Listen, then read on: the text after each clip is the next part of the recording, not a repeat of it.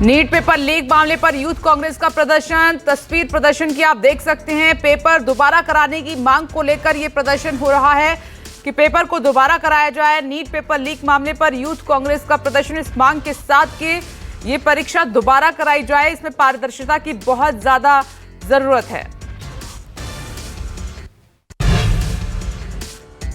भैया, ये संविधान देश की बुनियाद है और जो पेपर लीक हो रहा है ये मुद्दा चल रहा है, इसको भटकाने के लिए कुछ पुरानी बातें निकाली जा रही है। आप एक बार क्रोनोलॉजी देखना, सारे बीजेपी रूल स्टेट में ही पेपर लीक क्यों हो रहे हैं, जहाँ पे बीजेपी केंद्र सरकार में क्यों हो रहे हैं। नीट का देखो, नीट पीजी करके एग्जाम आता है, उसका 12 घंटे पहले एग्जामिनेशन कैंसिल कर दिया।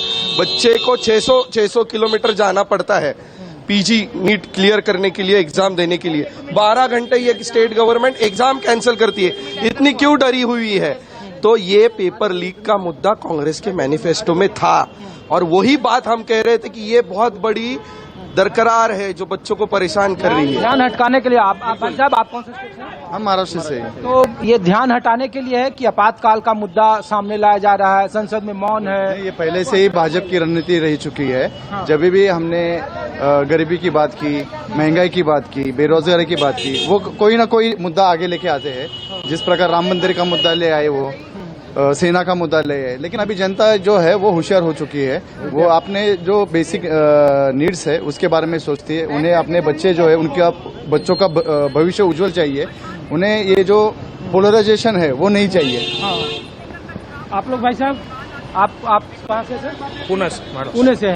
तो क्या है आप लोग के पास जवाब कि कांग्रेस का आपातकाल को याद कर ले, संविधान बचाने वाले आपातकाल की बात कर रहे हैं? क्या है कि ये जो इसका अपना आपातकाल के बाद ये भी नहीं मानते हैं कि इंदिरा जी 350 सीट लेके आई थी।